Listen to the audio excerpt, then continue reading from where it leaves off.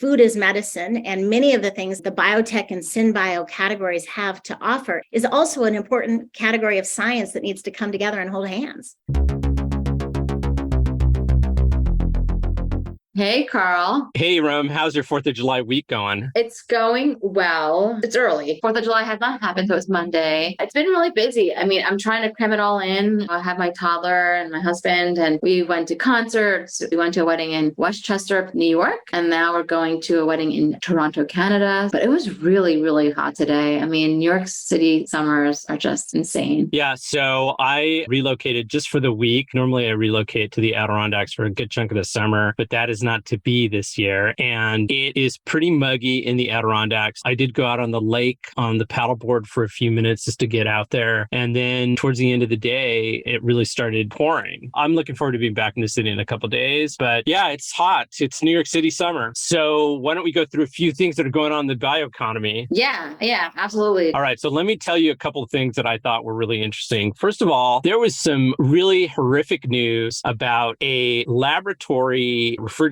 that was turned off, and 20 years of research were destroyed as a result of this. This was all over the news. It happened at Rensselaer Polytechnic Institute, which is not far from where I am in the Adirondacks. It's across the river from Albany. And a researcher had a refrigerator that was beeping, sounding an alarm, and a janitor who didn't know any better turned it off, even though there was a sign on it that said, "Do not turn this off. We know it's broken, but we're getting it repaired." So they lost about 20 years worth of research, and the research was actually on how you get cells to perform photosynthesis at very low temperatures. And this is a super important kind of research in the face of climate change. Is photosynthesis is a somewhat efficient process, but more of this idea that 20 years of research went down the drain because someone didn't know any better is just a huge bummer. Yeah, that is a shame. I mean, what are the repercussions? Are they suing the cleaning service? Yeah, so apparently the researchers in the university are going to sue the cleaning service, but apparently the cleaning service is saying that it wasn't really their fault, that the person that they had employed didn't really know any better. But I guess the counter is that the person should have been trained. You know, if you've got a lab and you've got some very valuable cultures that are in your freezer, I think you've got to be extra careful. And the people who are cleaning up, you got to train them. So the question is, couldn't they just recreate it? Like, isn't everything documented? Can they not grow those cultures anymore? Like with sourdough and kombucha, there's like a starter and it's like a SCOBY that's alive and has a certain flavor. Is this what's going on? Is that you just can't grow that culture anymore? It's completely gone and dead? Or like, what's the situation? I think that's the case. And the example I'm going to give, which is not related to this lab, is skin swabs that are happening on endangered species around the world. Mm-hmm. And scientists who are out there collecting cell culture, and these cell cultures are being frozen. And these are very important because when the population of an endangered animal reaches a certain point, you want to be able to pull from the genetic pool. And if you don't have that culture around, that species is just going to die, or it will become very much inbred if you are only using the species that are still alive. So that's not at all the case. I'm just making an example with this lab at RPI. The answer to your question is, I think it really depends. And I think in this case, it was 20 years worth of work. So I don't think it was as simple as sourdough or yeast from the atmosphere or anything like that. My heart goes out to the researchers. It's a huge bummer. And I hope that they're able to recreate their work and make some fast progress despite this tragedy. Oh my gosh. There's like so many biotech tragedies. Something else happened recently in the leather alternative world you're mentioning. What was going on there? Okay, so Bolt Thread, San Francisco area-based company that got famous for being one of the first companies to focus on commercializing spider silk. They stopped production of the leather product that they had called Milo. And Milo is a mycelium leather product that they were producing that made its way into some very high-end products by designers like Stella McCartney. The spokesperson from Bolt said that they couldn't get the economics to work. And Milo has kind of a little bit of a storied history because the way I understand it, and any of our listeners could correct me if I'm wrong. So Ecovative, who is well known for making mycelium packaging, we had Evan Bear on the podcast a couple of weeks ago. Ecovative had licensed the mycelium leather technology to Bolt Threads. And there must have been some kind of breach of contract because back in 2019, they ended up suing each other. Regardless, it's sad to see a product like that stop production because we believe that we need all those solutions. And it's just always a bummer when someone puts so much effort and years of their lives into producing a product that just doesn't make it to the market. So I feel sorry for you guys at Bolt. I wish you well with what you're working on now. And I'm sorry to see you stopping production of Milo. What changed that the economics weren't right? A lot of times when you start a company, you're drafting projections of how much money is required to spend. So where did the money get out of control, or what happened that they realized that after they spent all this time and investment that they realized that it wasn't going to work? Is there a price point? Did they realize that no one's going to spend an X amount of dollars? They assume that they're going to spend more and it's less. What is it about the economics that they discovered after all this time? Because I feel like that echoes a bit of the worries of the cultured meat world. Everyone's like, oh, the economics of that's not working. Food's more fragile than like leather because food is a commodity. It's race to the bottom type of pricing oftentimes, although we talked about ways that premium foods are in demand for people that are foodies. But for leather, margins are higher. And we have lots of friends that we know that are in this space. I mean, they are still starting out and trying to close bigger size contracts, but I just wish that wasn't the reason. If it is, it is. I just feel like it gives a lot of fodder for those people that are like the poo-pooers of any type of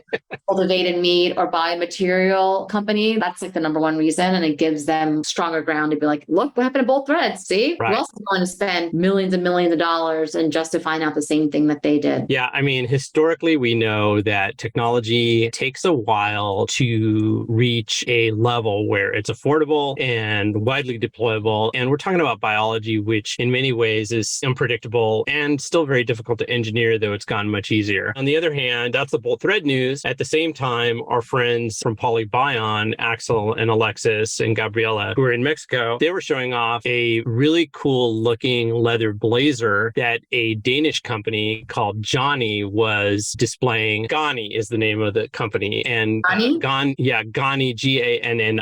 It's a Danish brand. And if you do a search for Gani Polybion, you'll see this very cyberpunk looking yellow green leather jacket. It looks like something straight out of Blade Runner 2049, though brighter in color. And we know that the guys, Axel and Alexis, have been really working on scaling at a very competitive price point. And the way I understand it is those guys are able to do almost 1 million square foot of production per year. And so that blows a lot of these mycelium companies out of the water. They started doing it with mycelium, but now they're doing it with bacterial nanocellulose. I wish all these companies the best. I'm happy that Polybion is succeeding, and I want to see the other ones succeed because we need a lot of these solutions. I saw that jacket. At first, I was like, Karl needs to buy that jacket. I'm sure $10,000 or something like that. I don't even know how much it costs with this Gani team. I don't know what level they play at in terms of selling their clothing and now with Polybion's material, but it looked cool. It's almost like nature chic. I think that in the article talking about they allow the patterns that the bacteria creates to shine in that jacket. And like the colors are very organic, very cool looking. But yeah, this is a success story in terms of just showcasing it. But now it's like we need Gani and Polybion to sell 100,000 of those jackets.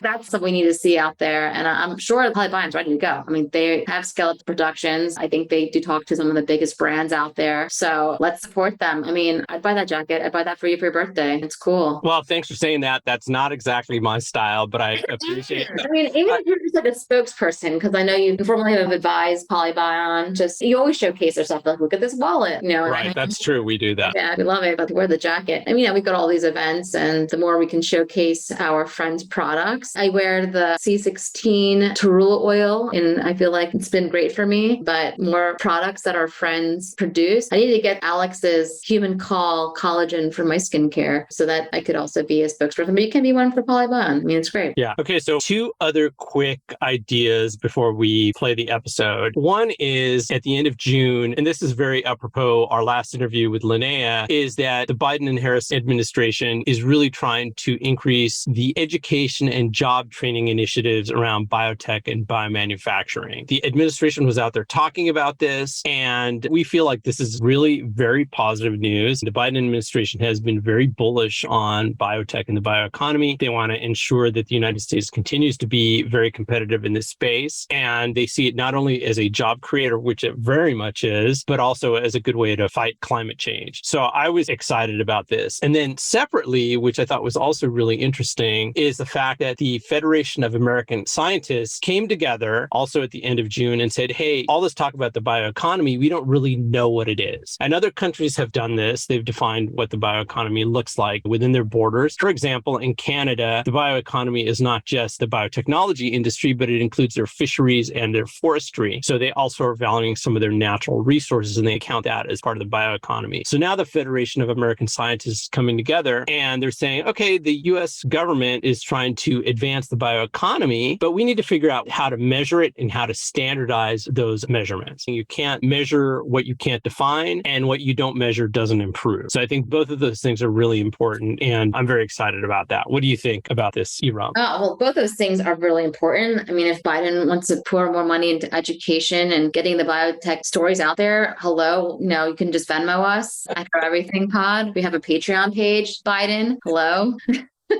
Not to toot our own horns, but like there's just so much going on in biotech. I mean, the reason why we felt so compelled to do this podcast for free is because we have the privilege of talking to all of these CEOs and see what they're doing and what they're building, and to inspire other people to know what's going on, even partake in biotech in some capacity. So I'm totally down for that. I mean, you mentioned Linnea, also Natalie Kudel, BioBuilder. So money should go to them first, because they're really heads to the ground doing this with college age students, with professionals, with high school students, but also there's some bones to us because we just do a high level, fun stories, but real stories of what's going on in industries. So it's all solutions all at once, just like you said. With the other story, yeah, standards are important. That's how science works. I mean, we have to have standards in order to compare against a baseline or a standard. I think it's great that people are coming together. With that, I think that's enough of an intro on this holiday week for our listeners. We've decided we're going to replay one of our previous episodes if you haven't heard it. Erum, why don't you give the intro to the episode? Yes, so I'm excited about this episode because it's one of my favorite, because it got me thinking about functional food and rethinking the way we consume sweets. So it is our episode with Ali Wing of Oobli, and what they do is make sweet proteins. When we first spoke with Ali, their focus was Oobli chocolates. So there were chocolates that were sweetened with Oobli's sweet protein. And now they have a series of beverages like a sweet tea flavored with the sweet protein. And we've been seeing Oobli all over the place because we go to all these conferences. So it's in BioBeta, Future Food Tech, of course, Oobli splashed around everywhere. They're just doing such great things. And it's really important to rethink the way that we eat and how it can help us be happier, healthier, and have more nutritious foods. So we're doing a replay of Ali Wing's episode titled Sweet Dreams Are Made of Proteins. Enjoy.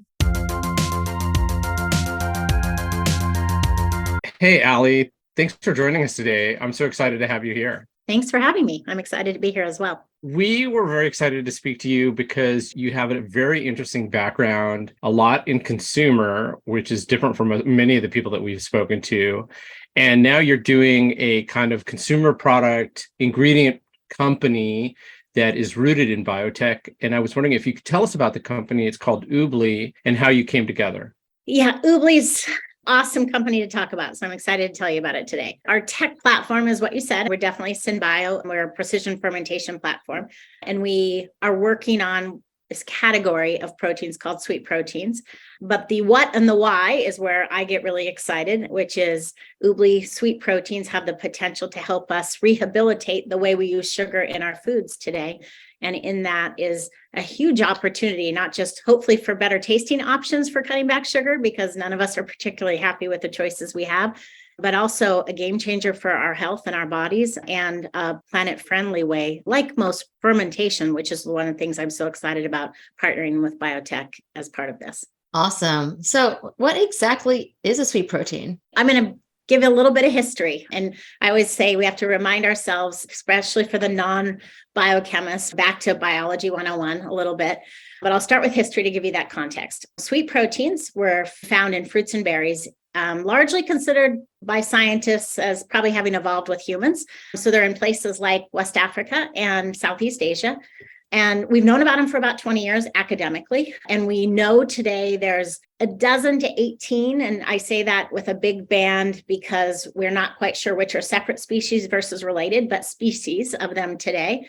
And what we know about them is they were plants and berries that were growing in precious ecosystems, type of places we don't need to take more things from, or certainly we don't want to go try to mimic to actually agriculturally harvest. And they were dying because they weren't being attractive enough to the apes and gorillas that were necessary to come eat them and spread their seed. And so they biologically got busy figuring out their solution. And their solution was, it's too expensive for me to carry carbohydrates and be sweet and attractive, but I figured out I could produce this one tiny little protein, much more calorically efficient to me as a plant than what would be required to carry more green in this ecosystem. And that actual protein tricks only apes, gorillas, and humans, T1 and R1 taste receptors, which is where we experience sweet in our mouth. But like any other protein, once you swallow it, it unfolds and digests just like any other protein. And so the history is sweet proteins came out of these plants and berries. We've known about them, but only until precision fermentation. So post CRISPR era, have we really been able to produce any and start to understand how you could use them? Because again, like I said, they'd be an agricultural nightmare for the planet. Last thing we probably want to advocate, but yet they may be that perfect unlock that we need for humans today, where we have a diet that's recklessly abundant with sugar. And we certainly like it. We're biologically designed to crave it, but it's probably not in the ideal ratios. We certainly know that from our health data in our bodies today. For listeners who don't know the difference between a sweet protein and sugar, what is the difference? Why is this so interesting to have a protein that tricks you to think it's sweet versus just pouring sugar on whatever food you're eating? This is great. This gets us back to science class, right? The biology 101 from the history is that sugar today, sugar cane, any sugar form, and sugar alternatives today that you know in the market are all small molecules. And a protein is a large molecule. So fundamentally, you can think of it as draw a line through. Doesn't matter if you're asking me about sugar cane or natural or artificial or alcohols, any type of sugar alternative today, they're small molecules. And how are small molecules different than large molecules? They're very different in how our body handles them. And I'll remind us all from our early biology classes that 50% of our bodies are made up of protein. Our bodies are really good at protein. We're really good at ripping it up. We know how to turn it into energy. Small molecules, which have history of been in our planet and our system forever, and some have been made, go through your system differently. And with sugars, they immediately hit your bloodstream, right? When they hit your mouth. So that immediate sugar, we love the hit, right? But they're also interacting with our glycemic index all the way through your intestine, or all the way through your digestive tract. And they're then ending up in your gut microbiome. And depending on the different types of sugars, that has different implications, all of which are the conversations that are happening around sugar and sugar alternatives. I'm super excited there's an innovation happening over there, but I'm even more excited about discovering innovation in proteins because frankly, it takes all of that out of the equation. When you eat something that's sweetened with a sweet protein, it doesn't hit your bloodstream right away. It actually binds with your taste receptors. There's about a 1 second delay. And this is one of the reasons why we get to formulating with some sugar usually. And then the moment you swallow, it unfolds and it moves through your digestive system, just like any protein, which means it doesn't have a glycemic interaction and it doesn't affect your gut microbiome. And it's super digestible. And that's what we're excited about. And then that goes without saying, those are at the heart of what we know are the big macro health issues, not just facing North America, but we've done a good job making that a modern food system issue in most of the world. Latin America, India, Southeast Asia, we all are in the 30 to 40% pre-diabetic to obese rates. And even countries that we think of as super healthy, like I always think of the Japanese diet, even they're tipping close to 20% in pre-diabetic today. So it's really just a modern food system dilemma that our bodies weren't equipped for. Yeah, people love sugar. It's everywhere. It's cheap. It's in lots of different products, but Oobli has decided to create a chocolate. So why did you guys decide to make a chocolate first as a sweet product? I'll back up and say sweet proteins can work in any type of food category where there's sugar and where sugar is playing a role of sweetness, right? Sugar also has many other roles like functional roles. And chocolate was a lot to do with just time of year. We knew that we would be getting our regulatory approvals sometime between Christmas and Valentine's. And we were very busy building what we're about to launch. You're going to see coming out in about a month is our sweet tea line. But we also knew that wouldn't be great for the holidays. So we decided there's so much demand around the conversation in sweets. It's pretty obvious to talk about sweets when you talk about chocolate. So we thought, let's do a chocolate run and let's introduce sweet proteins to the world around the holidays where we eat a lot of sweets. So that was really the inspiration for chocolate first. And what kinds of parameters did you guys have to test to get the chocolate right? It's not just chocolate plus your sweet protein that you taste. We got your chocolate bars. Oh, we tasted them, we unboxed them, they were delicious. What was it that went into making that product? We do a lot of testing across every food and across every protein. And each protein, by the way, is a little different too. We just working with our first protein through regulatory. And in some ways, chocolate's one of the harder ones because a typical chocolate bar, 50% of the weight of that chocolate bar is typically sugar, just the function of sugar, forget sweetness. So you'll notice in our chocolate bar that we traded that out with acacia fiber, and we have a fiber loaded, if you will, chocolate bar that actually works as the bulk that normally sugar does. And so when you're in something like drinks, where we really started, and honestly, you'll just see the launch in a different sequence, but it's where we probably spent more time.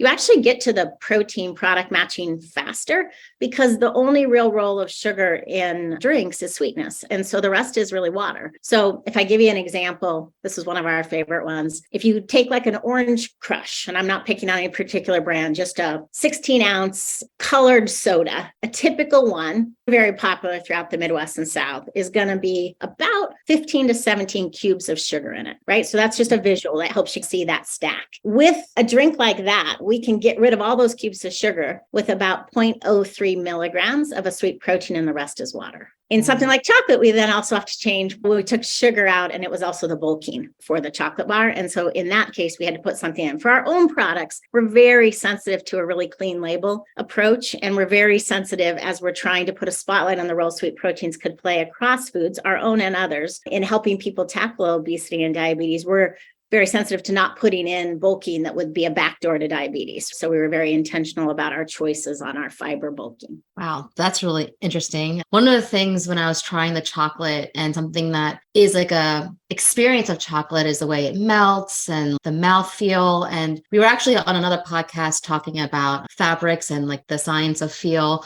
And then Karl was mentioning there's also like mouthfeel and how does that work? And can you talk about how you guys approached the mouthfeel? Is it with the fats and oils? How does that play a role in their chocolate product? It for sure does in chocolate. And again, I should give credit where credit's due. We work with a really incredible confectioner expert who's part of the bigger Matson development team, who augments our food technologists who work and are experts in the science and the application of our proteins. But in a case like chocolate, you don't go do chocolate without somebody who makes chocolate with you on that journey. So we brought on a really great guy from the Matson development team who really did all of that tooling with us around our acacia fiber, and what we use in the coconut butter and the small amount of coconut sugar that we put in there is just to give that rounded feel that you felt in hopefully a creamy chocolate bar that tasted sweet, but is 70% less sugar than a typical of a similar sized chocolate bar. Hearing you talk about the amount of the sweet protein that you have to use, it makes me think that you use much less. So when you're formulating any kind of food, it changes completely the way you formulate that. Is that true? Can you talk about that a little bit? It is true. So I'll back up and talk a little bit about drinks, not because I'm not excited about our chocolate, I am, but they're the good ends of the spectrum examples for you. Drinks, which is a big category for us, because if you look at the global world problems, the biggest problem today in our daily added sugar is we're getting it through liquid form. That's about 40% of the problem. And on that end of the spectrum, exactly what you just said, it's actually pretty easy because when you take out sugar, which is actually a lot of sugar, right? When you think of a stack of 15 cubes of sugar, and you put in only a few milligrams of something, the rest is just water. So in drinks, it's actually very quick, and there's not much to it because that's the only role that the sugar is playing in that. In chocolate, yeah, it's a fine-tuned instrument, which requires a confectionery expert partnered with our protein experts, because any confectionery expert isn't really familiar yet with working with only a few milligrams of this thing that's going to sweeten it. And so one of the challenges that I foresee as we go forward, and it's one of those that we lean into with excitement, is when we get to the point where we're not just doing this with our own products or partnering with somebody, and very much have our technologists working with the food developers, how will we make this ultimately available to people to use? We know there's a path to that. We haven't gotten to that yet. We're very busy, heads down, showing the first applications and getting through regulations. And we have a lot of ideas around that, but it's exactly to your point, because right now you need really a scientist, product development expert with the category expert, because you do have to adjust for all of the tools and the volume differences. It sounds like you've been in the biotech space for years. It sounds like it's been quite a time, but you've had a varied career and now you are in the food space. What lessons have you learned from previous companies that you're bringing to biotech and food? It's a great question. I wish Jason, my co-founder and the CTO, were here and he would answer that. I'm going to give his answer first. One, he would say I've earned an honorary degree at this point, but he would also say we're photo negatives of each other. I am to the consumer that he is to biotech. And that is actually a necessary combination if you're going to innovate and disrupt in food tech specifically, not just biotech broadly, but if we're actually going to make it something that's about consumer consumption, because it's as much about understanding the consumer. My career from the outside in, I often get, oh, it looks varied. For me, it's a really logical path of having spent a whole career at the intersection of what I say healthy living with being disrupted by technology. I just happen to have now done it across 5 different industries. But the common theme is it's always consumer centric. My job is always to unlock the how do you get at what is driving the consumer behavior? And then how do you help facilitate growth to bring that innovation to bear? And now I have done it, everything from sporting goods to healthcare proper to mental health. And now I'm in food tech. What's fun for me, and there are a few lessons that I bring from my past that are probably the most important. One is I grew up, or I cut my teeth in my first part of my career at Nike, which means I adore the relationship with the consumer. So at the end of the day, I don't believe you tell consumers things to do. And that's one of the greatest risk factors in biotechnology.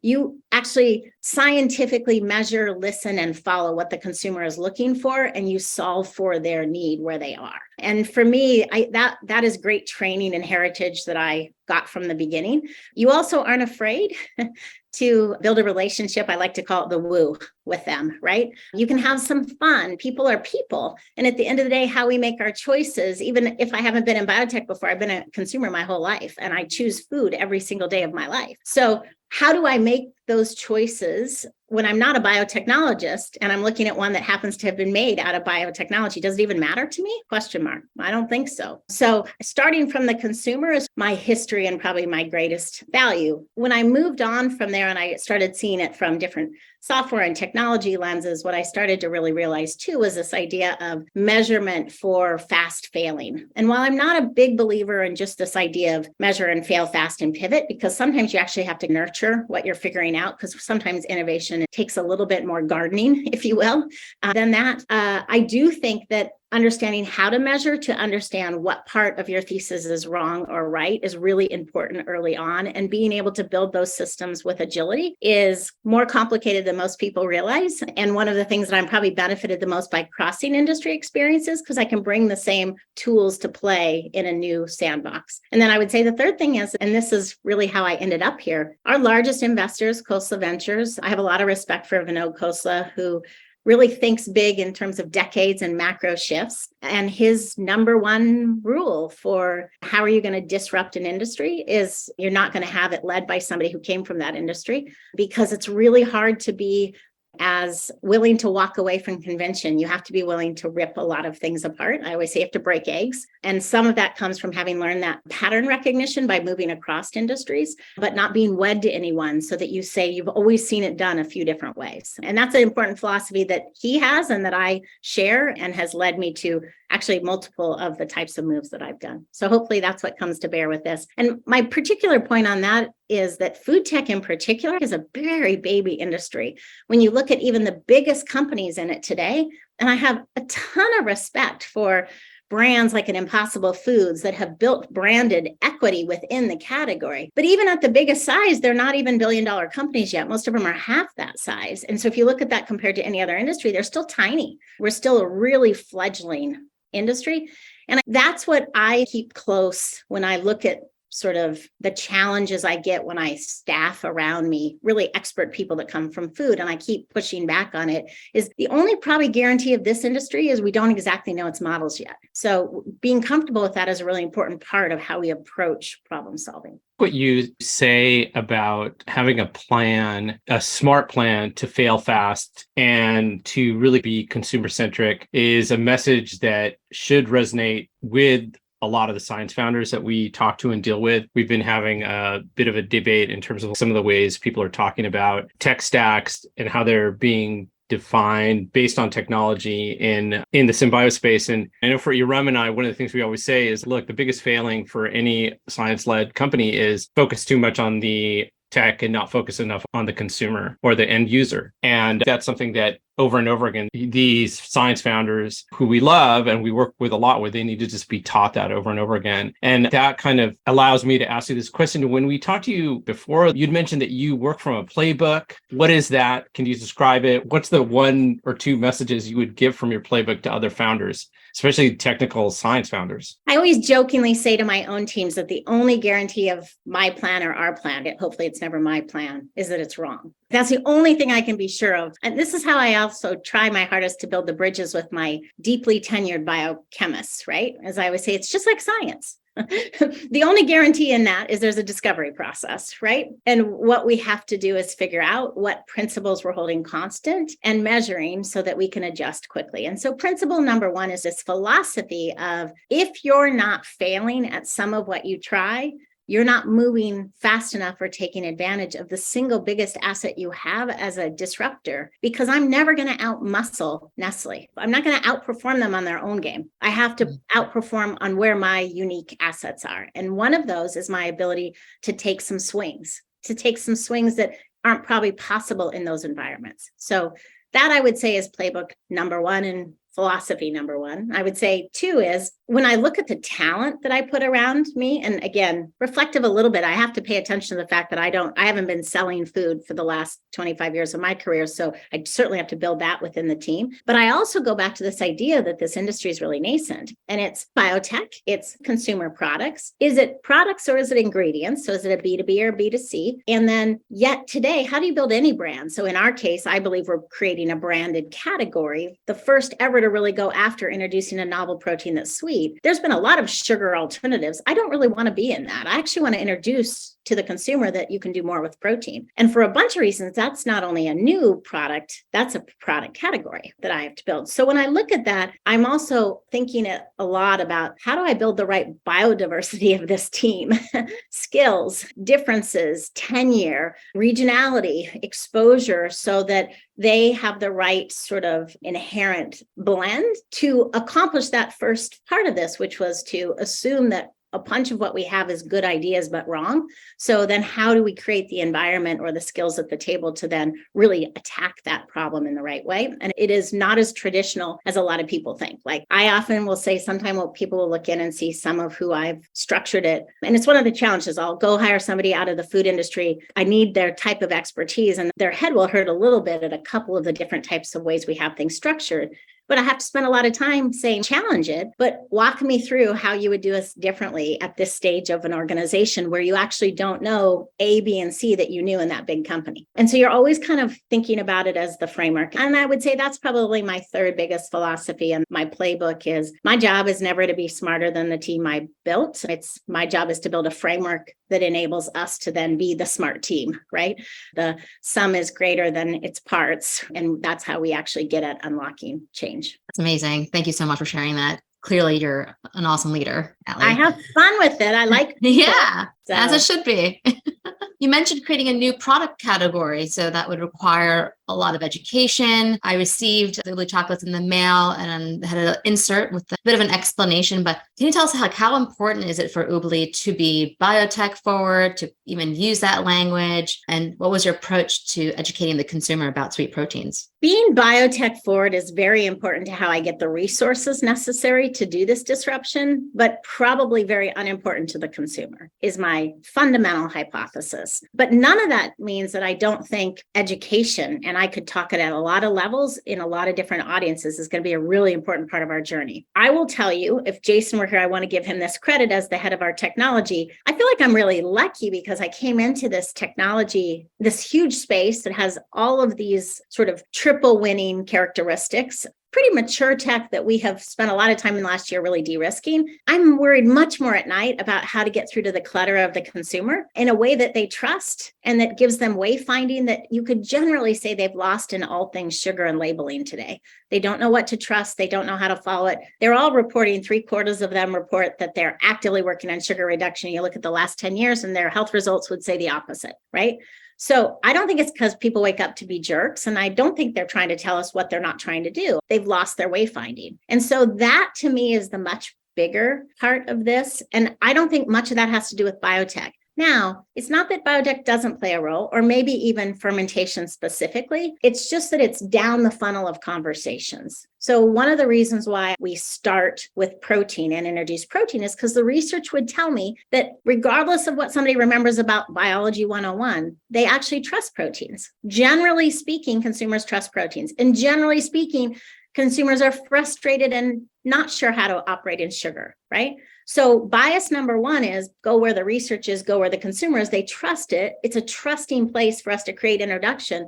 And what do I really care about in food? Get them to try it. Because if they try it and it's delicious, I can start talking about sweet proteins. How it's made will come farther down the chain for the consumer. And there's definitely time and thought into where we'll place that. You'll see that in our long form blogs. You'll see that in the types of things we make available. So when the person makes the decision to start to understand it, they can go research and find it. But I doubt it's how I'm getting the initial introduction or how I'm getting the initial willingness to taste something. That's not going to be a consumer thing. Again, super important in all of my investor worlds and in all of the industry, because credibility is important. Having a health advisory board, we're in the middle of putting one together because we care so much about not just the planet piece of this, but also healthcare. It's going to be an important credibility piece in the long run. And there will be an audience for that content. And that will have to talk a lot about the intersection between this thing that came from nature and what we're doing with precision fermentation. But I welcome that. And those are not Twitter level conversations. Those are much longer form conversations that we can have in a different format. That's not how most chocolate bars are picked today,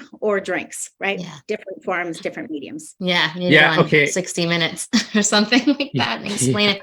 I guess just one follow-up question to that, though, is that when someone maybe at first glance sees sweet protein, they might think whey protein, or they might associate proteins with like protein bars or something like that. So really, it's more like a differentiation. How are we going to carve out that niche when someone just looks at a label on the shelf? Because you are in shelves, you're in a store in New York City, which is really cool. But that's another part of the question. I'm just curious to get your thoughts on that. You're right. And they do all of those things. They're also somebody who's already following a keto diet or protein loading is immediately saying, how much more protein did it give me? And it's a trace amount, because remember, it's 2,000 to 5,000 times sweeter. So it's a small amount. So yeah, there's things to debunk as you go through that path, but we're not calling it sweet protein chocolate bars. We're calling it Oobli chocolate bars. And we're talking about the reasons you might want this chocolate bar. And then we introduce this really novel, exciting thing for them to start to learn about called sweet proteins. And the journey starts. It doesn't stop there. It just starts. So we definitely have that. I love our retail partners, and we couldn't do this ultimately without having the omni-channel execution of this. But when you think about yourselves. How do you learn about new brands today, or how do you get introduced to it? Most of the time, that's not on shelf. You might notice a new package. You might get introduced to things that catch your eye because it's designed. But mostly today, you've learned about it somehow reading it, and then you're going to go actually look it up. And that's all digital. So what we need to do is make that available in every place that somebody's going to go look to say, can I believe this? And what is this? And what does it mean on protein loading? And what does it mean it's whey? And does this replace a protein bar? And we have all of those dialogues going on now. And hopefully we're starting to have the content to support when somebody's going to look for that, they get that answer. You did this first product, which was a chocolate bar, and your next product is a sweet tea, and they're based around the sweet protein, which eventually it sounds like you will make that available as an ingredient. But let's imagine that you wanted to do some kind of Willy Wonka type golden ticket marketing campaign. What would motivate that, and what would that look like? I'm imagining both of the movies of the waterfalls of the chocolate and all the misadventures the kids go through, but like your factory would look a lot different than that. It sure would, wouldn't it? Keep in mind, we still make a chocolate bar. In many ways, you could say we do manufacturing of the ingredient and we run manufacturing of the end product. So we still have the environment of conching chocolate and blending the ingredients and tempering for a mold, right? So we could probably share somebody that, but that would be after the magic came. So I think of it as, I'll go back to my Nike heritage and say, think of it more like Nike Air. this magical thing that created the cushioning, but you fell in love with the shoe. And then you either thought it felt good or not, right? But if you don't know the history of that air cushioning technology, was the only thing that never got manufactured outside the US. That was always secret sauce for them and what brought it to life. And I bet we could survey 20 consumers through those eras, and one or two of them would know the story of that, and most wouldn't. They would have just fallen in love with the cool, fallen in love with the fit, said it fit great. And at some point in time, they might have even bragged to people about their new Nike Airs, but they wouldn't have known really the why. That's a little bit of the same for us. Awesome. When it comes to synthetic biology and creating ingredients, and you have like an engineered organism that can really make different types of ingredients with different types of functionality, have you thought about different types of sweet proteins with enhanced functionality, or just in general, looking at the space? Is there a super ingredient that you would like to see hit the market? Now we're visioneering here a little bit. I can tell I'm talking to people in the science world. I always tease with my own team about this. We talk a lot about should there be other things? And I'm going to answer your question because, yes, I have a couple wish list items. But for our business, if I just think about how big in the world the role of sugar and sweets is, and I'm talking across 20 different species of plants. I'm already working on 6 different proteins. I've got to take everyone individually through regulatory, and the magic starts to happen when I do the combinations of them. That's actually when the magic really happens. I better not think about anything else for a while because that's a big sandbox. And so one of the things that I bring to this is let's keep the scientific inquiry on the roadmap for the solution that is the one we're trying to solve for consumers. And that will be focused on sweets for now. All of that said, yes, because of that, sugar does play a lot of different roles. There are people innovating in some really interesting areas, but I'm looking for a silver bullet partner that can be that perfect bulking role, that can be the magic bullet for the other roles that sugar has traditionally played. Because when we become a solution for the sweetness in anyone where it's more than just a sweetener role they're playing, we have to think about what we bring in that, because we have to ultimately make a choice if it's our own products to add something. And any partners we work with will have to make that decision too. So I would love to see some silver bullets there, just because I will be the last person to ever say that the only culprit of diabetes and obesity is sugar. We just know it's a chief culprit. So if we're going to tackle or bend this global health curve, we have to be conscious of there are more parts to it. We can take a big swing at the sweetener piece of it. You are working on multiple sweet proteins, and then that means that they are each could be used individually, but then it sounds like you're very excited about the potential of using them in combinations. Could you maybe talk a little bit about them?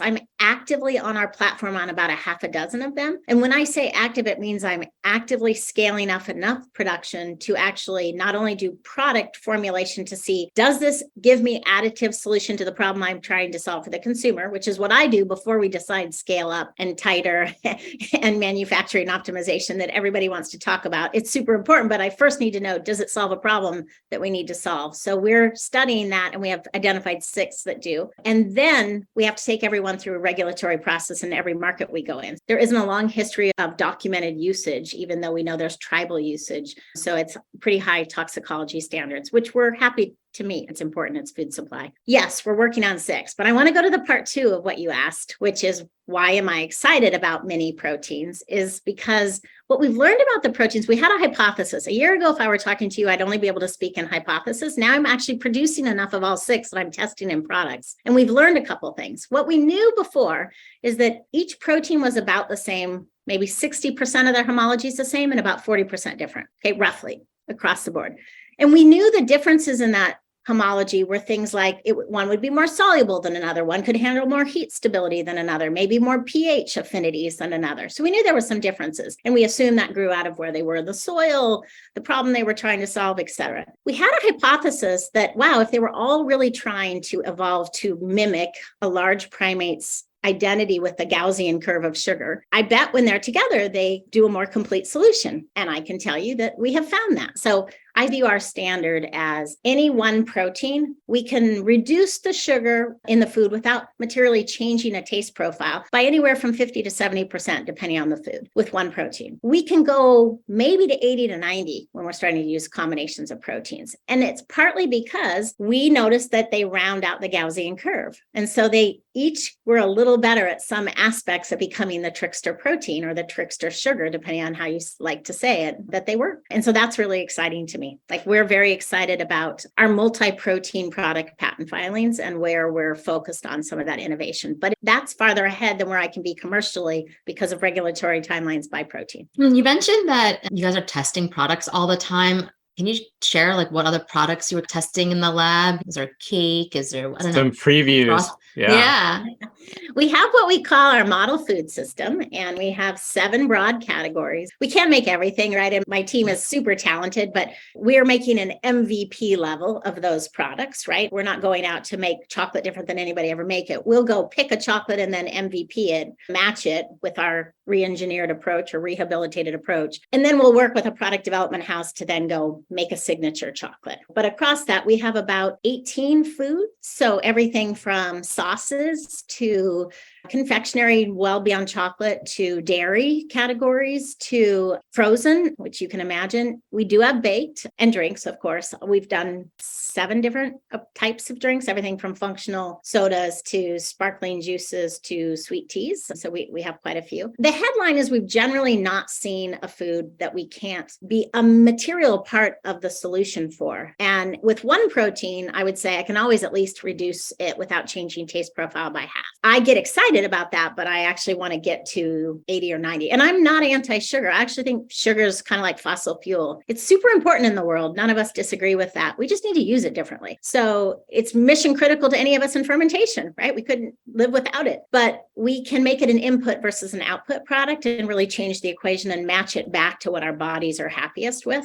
which is the perfect marriage that we're trying to go after. But we're very excited about our different products, and we are working. I know you asked me this earlier. I can't announce anything we're working, but we are working with others and their products, what you would say as an ingredient. I don't really think of us as an ingredient player today because I'm not just shipping my ingredient to anybody. I'm co-developing with a couple partners that are much better than me in certain product categories and already have a ton of experience, why we're also doing our B2C products. And you'll see us announce some of those later this year. That's fantastic, Allie. I am so excited for what you guys are doing. You've said so many things that our audience will appreciate, especially like when we talk about tech founders and kind of the things that you overcome in your playbook. But I'm curious, you are a consumer biotech company playing in the food space. What do you think that looks like in 3 to 10 years? How will it be different? You guys are, of course, going to be on the market, taking massive market share. You're going to be a wildly successful company. But what else do you see happening in the marketplace when it comes to consumer biotech?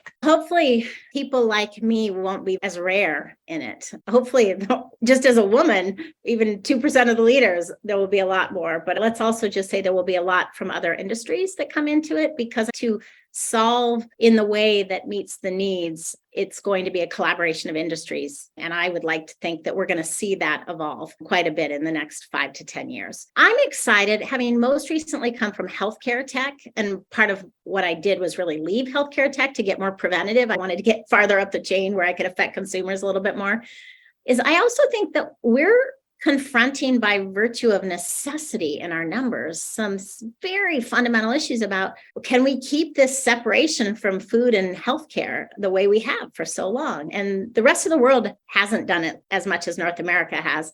But I think it's looking inescapable. That's a dangerous path. And so it's complicated, right? We all know it's easier to do double-blind studies on pharmaceuticals than it is in food for all the host of reasons. And there's reasons why the scientific protocols have biased that separation over the years, but it's insufficient, right? It's not reason for us not to figure this out. And our statistics, especially in light of our investment in healthcare and our investments in health population and our actual reality of results, the gap is just too big. I maybe say that part with mission because, gosh, I feel like I've been feeling that for 25 years. That's how I've spent my career focus. But for the first time, I actually see movement in those industries because you have a complete mandate to get at the cost structure in healthcare that isn't working when we are ignoring it for so long and then just dealing with prevention or dealing with treatment of problems and not getting at how to live healthy. So again, I say this very carefully because I have a ton of respect for my Western and Eastern doctors and friends, but the US healthcare is more of a sick system than a healthcare system. And food is medicine. And many of the things that the biotech and synbio categories have to offer is also an important category of science that needs to come together and hold hands. And that to me would be among the most exciting things we could see. And I take my biggest comfort in that. I have a 20-year-old son, and when I hang out with him, he's at UCLA, and his contemporaries, they're going to expect it. It's insufficient for them to not connect those. And that's what I take the most comfort in, is it will ultimately get driven by demand. And we have a generation coming up that's going to demand it. Yeah, absolutely. As they are more educated. And what you mentioned, the food as medicine, that's something that Karl and I do talk about often, something that's close to my heart. Unfortunately, my mom is diabetic, and you and I talked about this before, and we would switch to sugar-free, which is all those alternative sugars, and they still had an effect on her body, even though we didn't know it. We assumed that it was safe, and it really wasn't. So there is that part of the story. And also people are discovering like things where it's okay, turmeric has great benefits, and they'll be taking turmeric pills. I'm like, just eat curry. And I'm just like, eat turmeric normally. You don't have to pack it into a pill. You're missing all of the enjoyment of the flavor. So I totally hear you on that. And that healthcare part, Karl and I both come from the healthcare world too. But you did come into this biotech world. So we'll bring it back to that. And just curious, when you came into the space, did you have to read any books? Did you read any sci-fi? Is there anything that inspired you to wrap your head around what's going on in biotech? I've read everything that you can read that is about plant proteins, fermentation, and certainly sugar. And I don't think you could be a me, like the type of person that goes into innovate and moves industry, if you weren't a learner. Like I'm an avid reader, and I am an avid journey woman in terms of I'm always willing to be humbled and start to learn again. But I would be wrong to tell you that any one book, it's a composite. I was reading about it quite a bit when I was in healthcare, saying where we're going, and we have to get earlier on this journey of health and taking care of people. So I read a lot even before I came here. It was part of what my thesis was in making this move. But I would be remiss if I didn't give huge credit to this incredible tech team I came and joined, who has also had to educate me, right? I have pipetted, you will be proud to know, and I have been working with our LCMS, and I am in the lab. Two things really help other than just curiosity and willingness to learn, right? One is I'm legally trained. I also have my law degree. And one of the things my partner and I realized, I've realized this a long time ago, but most engineers and I think very similarly. We process information in a very similar format. So I think being legally trained was the way that I apply my learning skills to new data. And I've always been intrigued by different data sets. And that's a really great thing that comes out of legal training in terms of how you process information. It's very similar to engineering. And then second is that I was always oriented in all of my brand background, even in my MBA, I focused on data and decision sciences. So I did behavior-based marketing, very focused on what you could wrap data models on, build agile structures on, do measurement. And so I'm very math comfortable, and I'm very comfortable in the data world that surrounds biotech and the methodologies of that. So it helped a lot that my favorite courses were probably statistics growing up, right? Those are things that all really apply now. Some of that is affinity, and probably why I've moved across. I always get partnered with technologists. Since I left Nike, I've been paired with technologists my whole career. And it's because of those two things that are probably the biggest things that contribute to that. I make no bones about it. You wouldn't want me to actually do the strain engineering over here. I work with a great team, and any great team I've ever worked with, there are people here with skills that far exceed mine in a lot of different areas. This has been such a great conversation, Allie. I'm curious, was there anything that we didn't ask you that you wish we would have talked about? My one Oobli thing is that we didn't really talk about sustainability, which I actually relished that we didn't spend much time talking about that. We're the perfect marriage of the best of nature and the best of science, which can together tackle climate change. And what I mean by that is we are using nature identical DNA, and we're very committed to that. There are people designing proteins, and we probably need that work just as much. But when it comes to food, we're the consumers. They really like what's come out of nature. And there's a lot of good lessons still to be figured out from nature. but not all of them should be plucked and then turned into our own farm.